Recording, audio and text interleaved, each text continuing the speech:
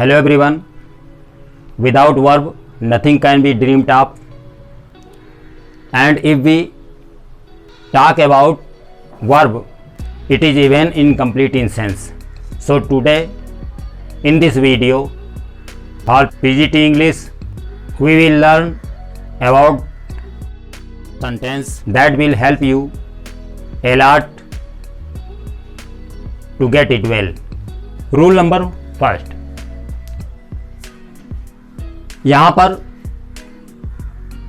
पहले रूल में answer, attack, discuss, Mary, पास, accept और अप्रोच ट्रांजिटिव वर्ब हैं। इनके बाद हमेशा कोई ऑब्जेक्ट, चाहे वो नाउन हो या फिर प्रोनाउन ही आता है, लेकिन प्रीपोजिशन का प्रयोग इसके बाद नहीं किया जाता। उदाहरण के लिए, they did not answer to him. यहां पर आप देख रहे हैं टू लगा है आंसर के बाद, तो आप टू को रिमूव कर दें। दे अटैक्ड ऑन द हाउस। यहां पर आप अटैक के साथ में ऑन लगा है, ऑन को रिमूव कर दें। We shall discuss about it. Discuss के बाद प्रीपोजिशन नहीं लगता, ट्रांजिटिव है डिस्कस, अबाउट हटा दें। He has married with Sita. Married अगर एक्टिव वॉइस में है तब कोई प्रीपोजिशन नहीं लगता, विद हटा दें। Nikhil will pass in the exam. Pass के साथ प्रीपोजिशन नहीं लगता, इन हटा दें। I accept to that order.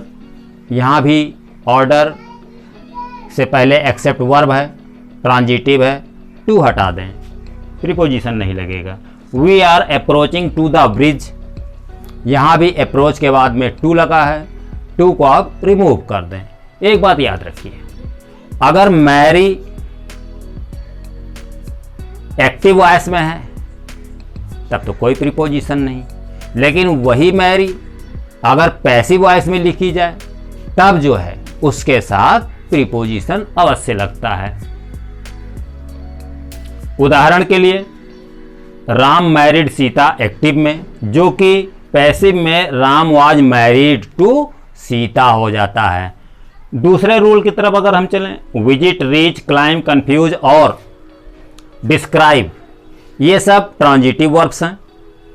इनके बाद कोई ऑब्जेक्ट आता है और प्रीपोजिशन का प्रयोग बिल्कुल नहीं किया जाता। उदाहरण के लिए, I visited to my friend. यहाँ पर आप टू हटा दें, विजिट लगा हुआ, विजिट जो है ट्रांजिटिव है। दूसरा, she reached to my house. Reach transitive है, टू हटा दें। I visited to my friend, visit transitive verb है, टू का प्रयोग अनावश्यक है, टू हटा दें। इसी तरह, they confuse between the noun and the verb. यहाँ से आप बिटवीन शब्द हटा दें क्योंकि कंफ्यूज ट्रांजिटिव वर्ब है। ही described about what he had seen. यहाँ पर डिस्क्राइब ट्रांजिटिव है, तो पुनः आप जो है अबाउट शब्द को हटा दें जो कि प्रीपोजिशन है। एक बात याद रखिएगा, क्लाइंब ए ट्री भी लिख सकते हैं या फिर क्लाइंब अप ए ट्री भी लिख सकते हैं।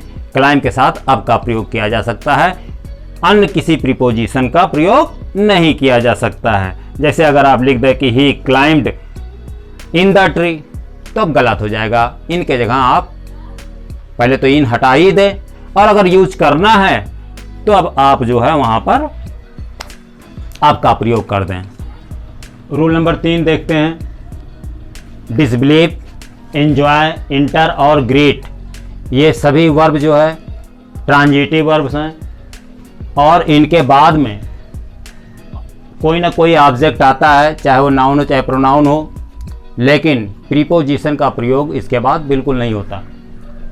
हाँ, बिलीव को अगर हम ट्रांजिटिव वर्ब की तरह प्रयोग करें तब इसके बाद में प्रीपोजिशन इन का प्रयोग करते हैं। उदाहरण के लिए, आई डिसबिलीव इन एट ऑल। यहाँ पर आप आई डिसबिलीव इट कम्प्लीटली लिख सकते हैं, या फिर I don't believe it at all, या फिर बिलीव के बाद में इन का प्रयोग कर सकते हैं। I enjoy in doing it, यहाँ से आप इन हटा दें, सही हो जाएगा। I enjoyed from my freedom, enjoyed के बाद फ्रॉम लगा है, फ्रॉम को हटा दें। I entered in the house, यहाँ पर आप इनको रिमूव कर दें, सही हो जाएगा। He greeted to me, greeted के बाद में टू अनावश्यक है, प्रीपोजिशन नहीं लगना चाहिए, टू हटा दें। रूल नंबर 4 को देखें, गिव, टेक, हेल्प, ज्वाइन और लाइक ट्रांजिटिव वर्ब्स हैं। इनके बाद भी कोई ना कोई ऑब्जेक्ट आता है, लेकिन प्रीपोजिशन का प्रयोग बिल्कुल नहीं करते। उदाहरण के लिए, he gave to me a pen, यहाँ से टू हटा दें। ही टेक्स टू इट, यहाँ भी आप टू हटा दें। She always helps to her mother, to अनावश्यक है, इसे हटा दें। He joined to them, join के बाद में टू अनावश्यक है, हटा दें। They don't like to him, यहाँ भी टू फालतू है, हटा दें। इस तरह से रूल नंबर 5 को देखें, नीड, ओबे, अपोज, पास और सर्व, ये सभी वर्ब ट्रांजिटिव हैं और इनके बाद कोई ना कोई ऑब्जेक्ट सिवाय प्रीपोजिशन के आता है, अर्थात प्रीपोजिशन नहीं होता। हाँ, अगर पास का मतलब गुजरना हुआ तब आप इसे पास या पास बाई लिख सकते हैं, लेकिन यदि इसका मतलब से होकर गुजरना हुआ तब आप इसके लिए पास थ्रू का प्रयोग कर सकते हैं। उदाहरण के लिए, we need to good food, यहाँ पर नीड के बाद में टू अनावश्यक है, प्रीपोजिशन नहीं लगना है, टू हटा दें। You should obey to your parents, यहाँ भी टू हटा दें, फालतू है। ही अपोजेज अगेंस्ट अस, यहाँ भी अगेंस्ट शब्द जो कि प्रीपोजिशन है, हटा दें। You should serve to your country, serve के बाद में टू का प्रयोग गलत है, हटा दें। ही पार्ट फ्रॉम द पार्क, वही बात कि फ्रॉम प्रीपोजिशन नहीं लगेगा पास के बाद में, अगर आप लगाना ही चाहते हैं तो पास बाई लगाएं, फिर आपका वाक्य सही हो जाएगा। Stop, stretch, teach, treat, turn, rule number 6 में ये सब टीवी हैं, अर्थात ट्रांजिटिव वर्ब्स हैं। इनके बाद में ऑब्जेक्ट का इस्तेमाल करते हैं, प्रीपोजिशन का इस्तेमाल नहीं करते। उदाहरण के लिए, ही स्टॉप्ड विद रीडिंग, यहाँ से आप स्टॉप्ड के बाद में विद लगा है, इसको हटा दें, सही हो जाएगा। He wants to stress on some grammatical rules, तो स्ट्रेस के बाद में ऑन लगा हुआ है, अनावश्यक है, हटा दें। आई टीच टू सोल्जर्स, यहाँ टीच के बाद टू नहीं लगना चाहिए, प्रीपोजिशन है, हटा दें। He treated to her badly, यहाँ पर टू गलत लगा हुआ है, हटा दें प्रीपोजिशन को। ही टर्न्ड एट द नॉब, यहाँ भी टर्न के बाद में एट प्रीपोजिशन नहीं लगना चाहिए, एट को हटा दें। रूल नंबर 7 की तरफ चलते हैं। ट्रस्ट और यूज, ये ट्रांजिटिव वर्ब्स हैं और इनके बाद भी ऑब्जेक्ट चाहे कोई नाउन हो चाहे कोई प्रोनाउन हो लगता है, किंतु प्रीपोजिशन का प्रयोग नहीं किया जाता है। उदाहरण के लिए, I do not trust to him, यहाँ पर ट्रस्ट के बाद टू लगा हुआ है, प्रीपोजिशन आप हटा देंगे। I can do it without using of a knife, यहाँ यूजिंग ऑफ, यूज के बाद में आपका प्रयोग नहीं होना चाहिए, प्रीपोजिशन है, हटा दें।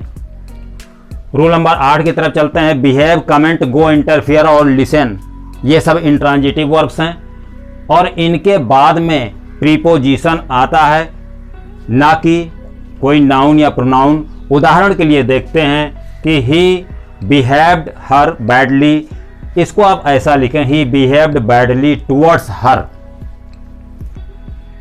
दूसरा, I won't comment what people से, कमेंट के बाद में ऑन शब्द का प्रयोग होना चाहिए, प्रीपोजिशन बहुत ज़रूरी है, नहीं तो गलत हो जाएगा। आप ऑन यूज़ करें वहाँ पर कमेंट के बाद में। ही हैज़ गॉन प्रयागराज, गो आपका इंट्रांजिटिव है तो गो के बाद में टू लगना ज़रूरी है, तो प्रयागराज से पहले या गॉन के बाद में टू लगना चाहिए। Don't interfere their quarrel, interfere आपका इंट्रांजिटिव है, इसके साथ प्रीपोजिशन इन लगाइए, तो क्वेरल से पहले आपको इन लगना ज़रूरी है।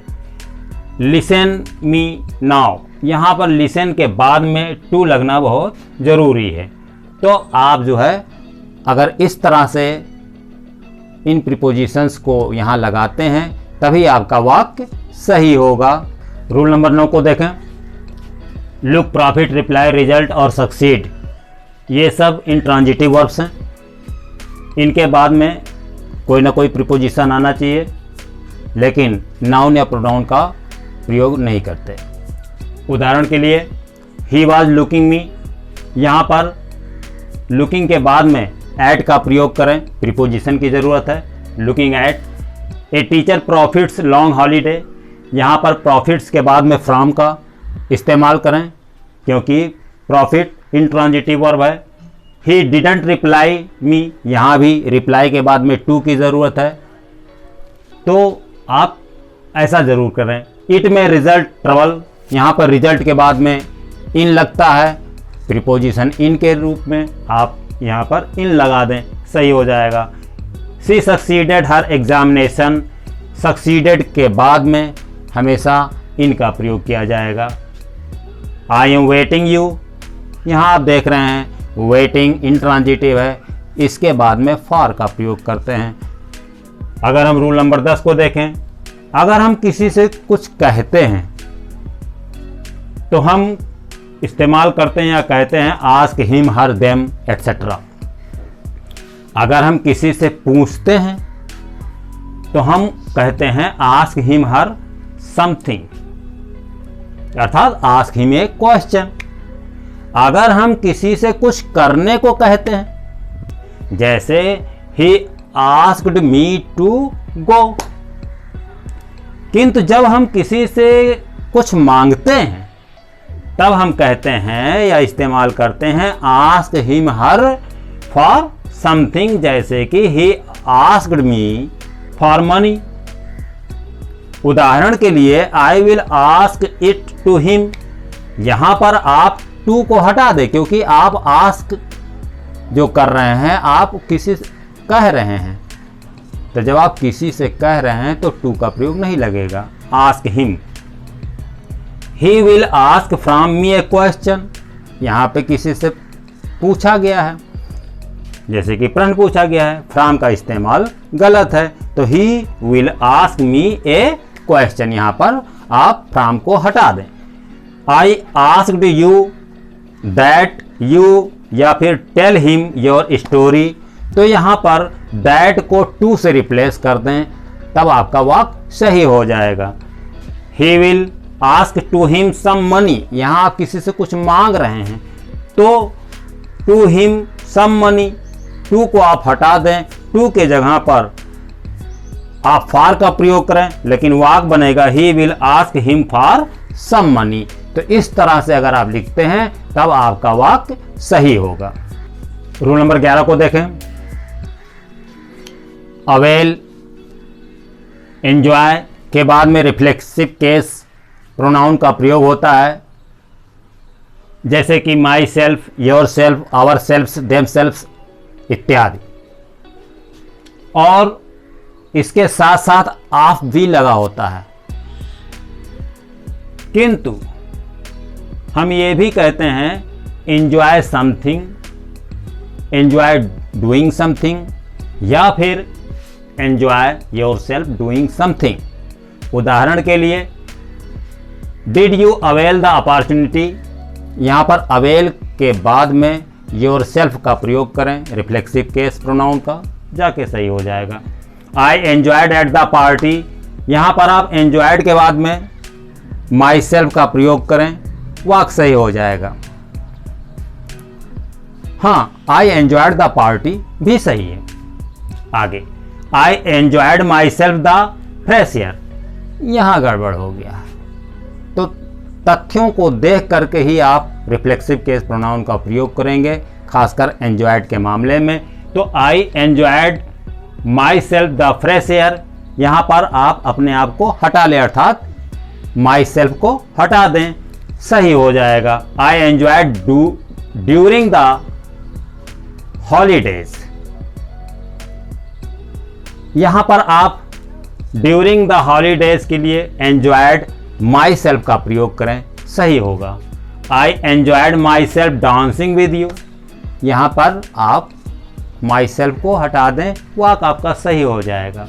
रूल नंबर 12 को यदि हम देखें, इन्फॉर्म और ऑर्डर, इनके बाद में नाउन या प्रोनाउन का प्रयोग होता है। उदाहरण के लिए, I informed that I had arrived. अब आप नाउन या प्रोनाउन आपने इन्फॉर्म किसे किया, तो इन्फॉर्म्ड यू, आप यहां पर यू लगाएं। इन्फॉर्म्ड के बाद में he ordered to follow him. अब चाहे नाउन को आप या फिर प्रोनाउन का यूज करें, आपने ऑर्डर किसको दिया, तो order he ordered us to follow him, या आप प्रोनाउन पहले भी ले सकते हैं, we were ordered to follow him. तो इस तरह से आज का ये टॉपिक यहीं पर समाप्त होता है। अपने अगले वीडियो में सी यू वेरी सून।